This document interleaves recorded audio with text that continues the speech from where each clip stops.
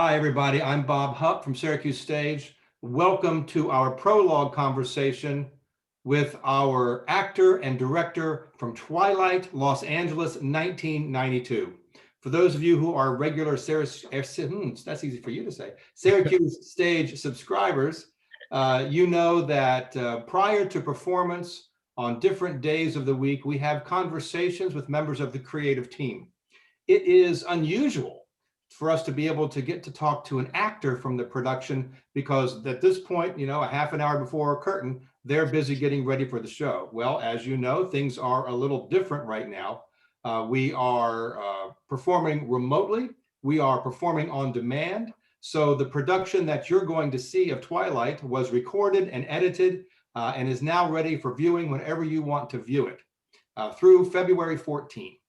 I am joined today by Patrese D. McClain. Patrese is calling in from Chicago, and she is our actor in this one-person show. Our production was led by Steve Broadnax. You recall Steve from Thoughts of a Colored Man that Steve directed at Syracuse Stage, directed the world premiere at Syracuse Stage. It moved to Baltimore Center Stage, and now, when things are safe, it will open on Broadway, led again by Steve Broadnax. So we are delighted to welcome Patrese and Steve. Thank you for joining us for Prologue. Oh, thank you for having us here. Yes. So Patrese, this is your first production with Syracuse Stage. Yes. I certainly hope it won't be your last, but you've never actually set foot on our stage. Never did it. And Steve, you and I have known each other for 20 years. Yes. We go back to our days together in Little Rock, Arkansas. Yes. And this is your second production at Syracuse Stage. Correct. And so, Steve, now, when we first talked about Twilight, which was several months ago, and I asked you if you would be willing to direct it, you were originally slated to direct Once on This Island. Yes. At Syracuse Stage in roughly the same time slot back BC before COVID. You were gracious enough to agree to pivot towards Twilight.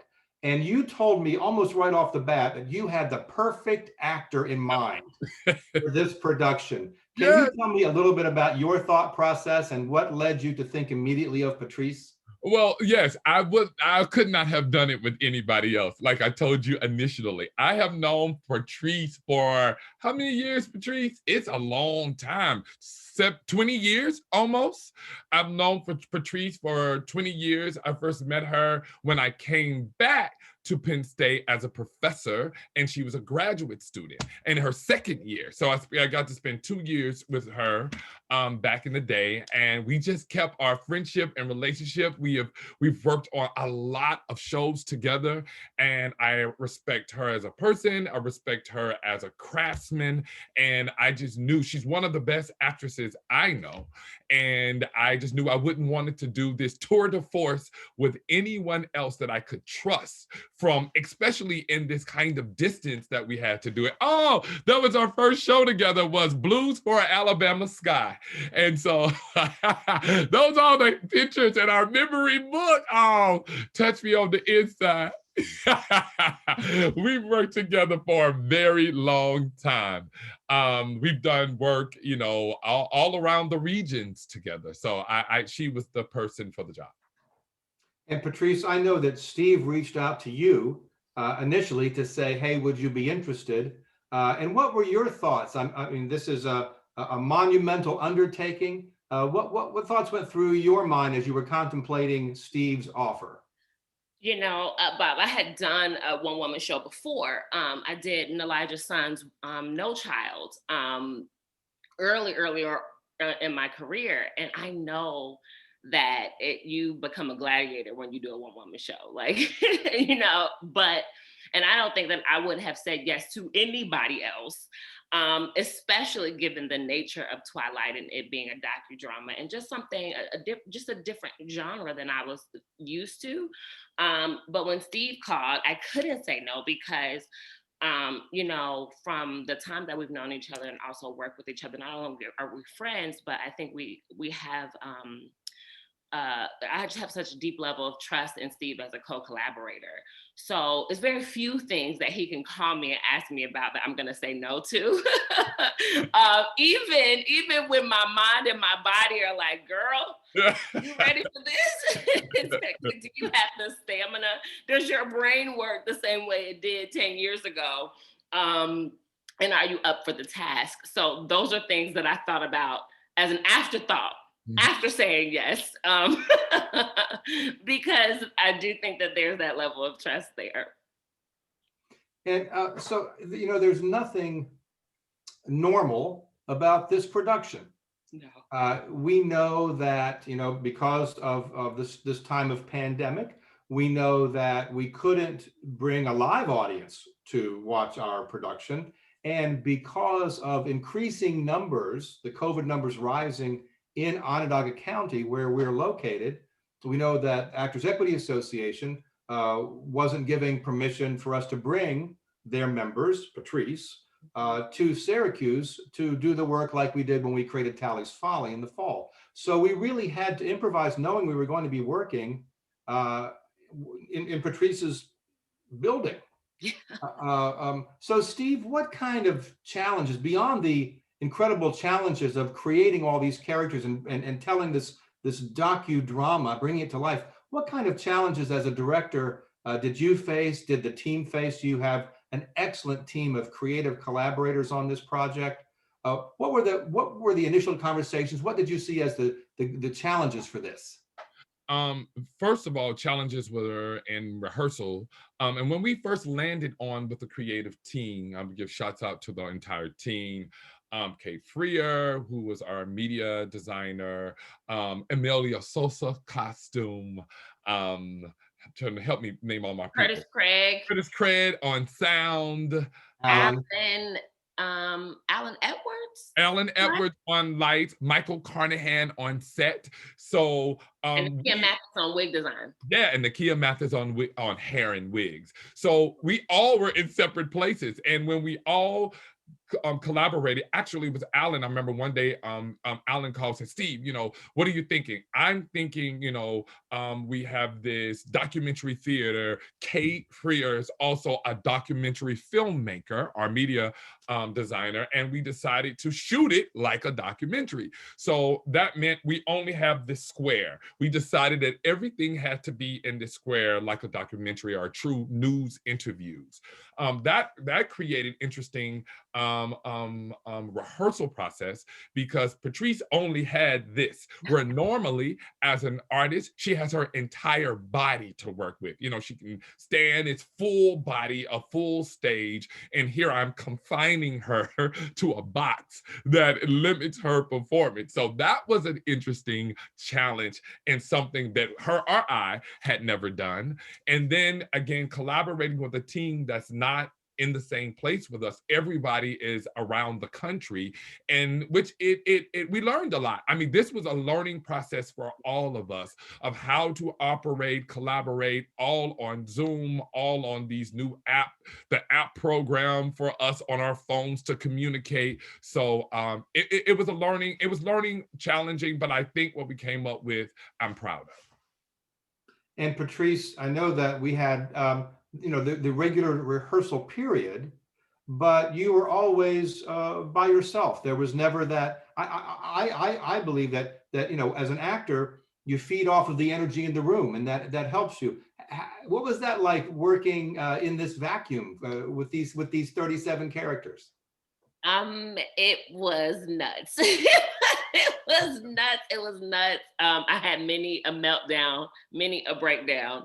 I think, like Steve said, one of the things that I learned is how much as an artist I use my body, and how I rely on my body for things like retention. I actually create, like the ability to create for me comes from the sole of my feet all the way up. And so it was about a week and a half into the process, even 2 weeks into the process, when I was like, oh my God, my body is not responding to the work that we're doing in this little box. It's not registering, it's not retaining anything. And so that was a huge challenge. I think that alone in this apartment with my dog and 37 other people to figure out. This place kind of turned into a mad scientist kind of what do they call their Lab? a laboratory. That's what it felt like. It was also really no time off because this is my workspace, this is my life space. So I had like these Twilight different things hung up around my apartment. I had post-it notes, all kind of things, just to really try to figure this new process out. Yeah, so I would say it was like a mad scientist in a lab trying to figure it out. And I'm so grateful to the stage management team as well Yeah. for just, Or thing. doing anything that they could do from a distance, literally, in the most literal. I know that Laura Jane was stage managing, calling the show from her home on Long Island. Yes. Yes. And you showed us briefly. Hold us. What was that piece of paper you held up, Patrese? So these are, I think, Emilio's costume Collages, boards. collages. Yeah. And once I got them, I would hang them up on my bookshelf behind me, just so that I could have like an image of who we're talking to, because that's another thing that happened, by us being like really table working the entire time. You lose sight of who's who and where are you and what do these people look like. And so this was a very helpful reminder when crafting 37 people, having anything, I call them little clouds, anything that you can grab a hold of, to kind of float you to the next monologue or the next thing, is very helpful. Along those same lines, so these 37 characters are very different people. You're called upon to play different genders, different races, different ethnicities, different socioeconomic, from the very famous to the man or woman on the street. Yeah. How was the approach to that? I imagine that was challenging, not only to keep track of, but to create. I know you had an amazing vocal dialect coach to help you Chris with this Berry. work. Yes. But Shout out to Chris. how do you ground that work? How do you approach that work when you're called upon to play people who are very different than you? Yeah. Well, I have to thank Steve, just because he was very gracious with me as I was trying to figure out how to do that, and because I really couldn't use, like when we first talked about Twilight, I'm like, yeah, that's cool, because there were 16 characters in the last one woman show that I did, and I really, during that process, thanks to my director then, I was able to master the creation of different characters, so that wasn't as intimidating as it may have been before I did that show. But then once we were kind of bound to these different circumstances, like that slow panic started to happen, because those things that I used before I couldn't use in the space that we had and the limitations that we were performing or rehearsing under. So I was trying to find voice. I was trying to find pitch. I was trying to find, we started talking about Laban techniques, like just anything and everything that we could use to delineate these different characters from one another. In my mind, I had like notes of like, okay, well, these are all my white brethren, and these are all my,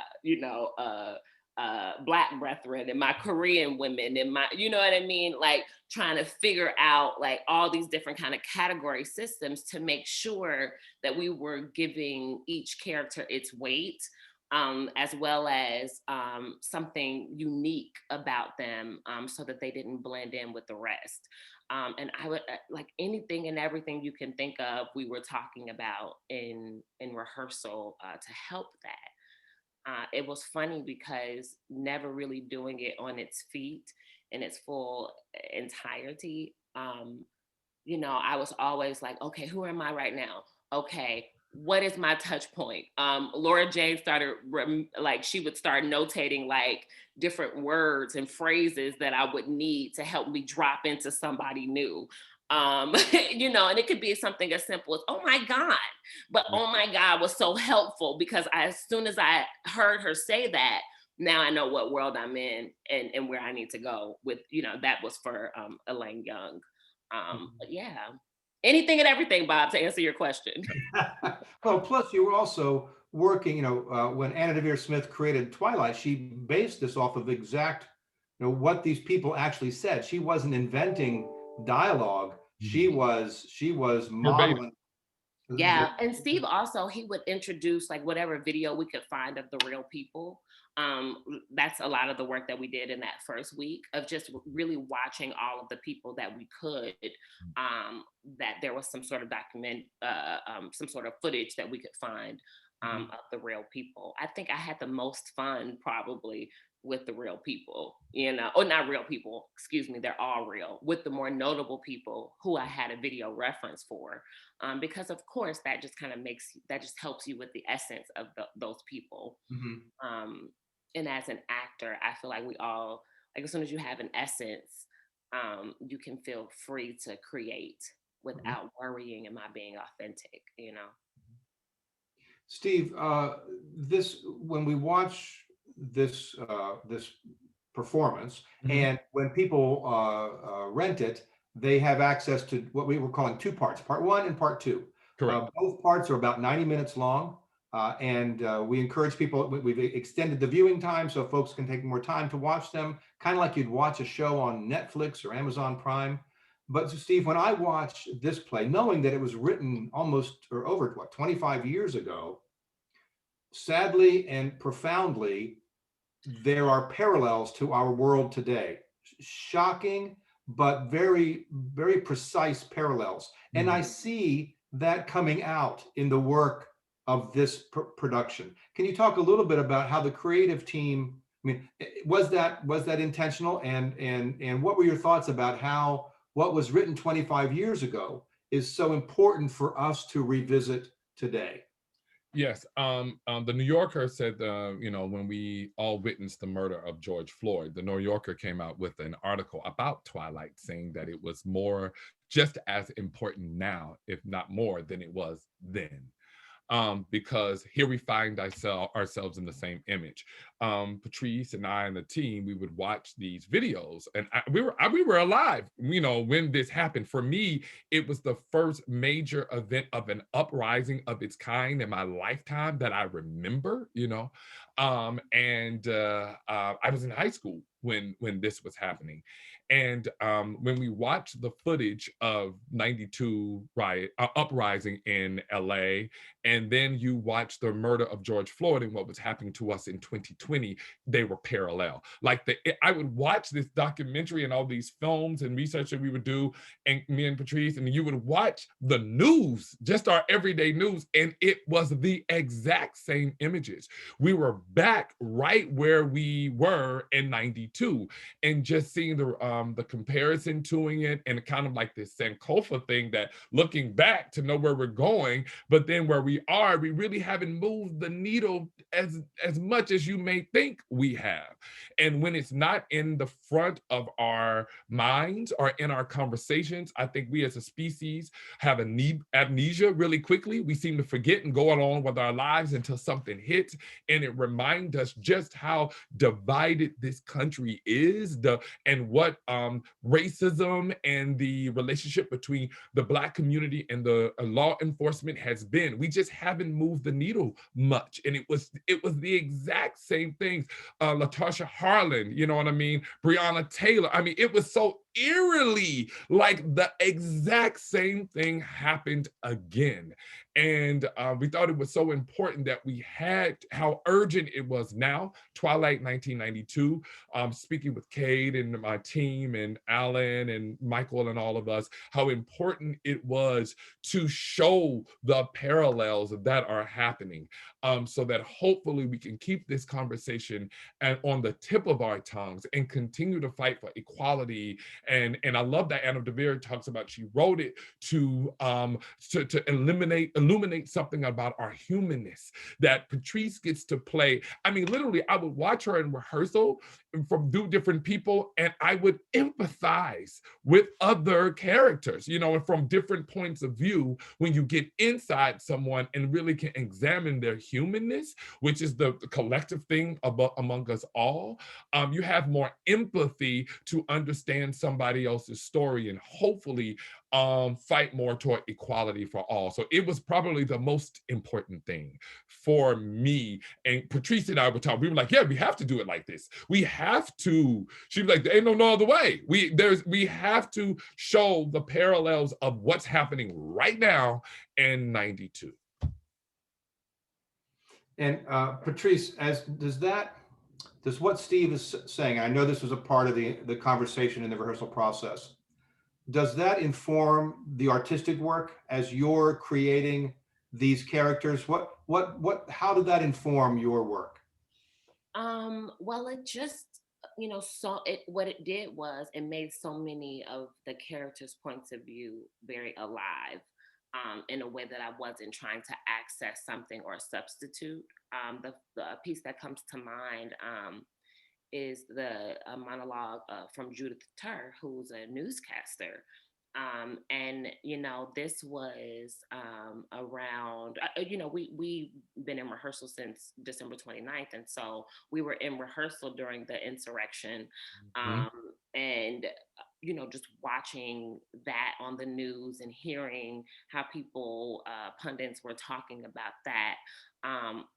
For me, for Judith Turr, like, it wasn't a leap at all.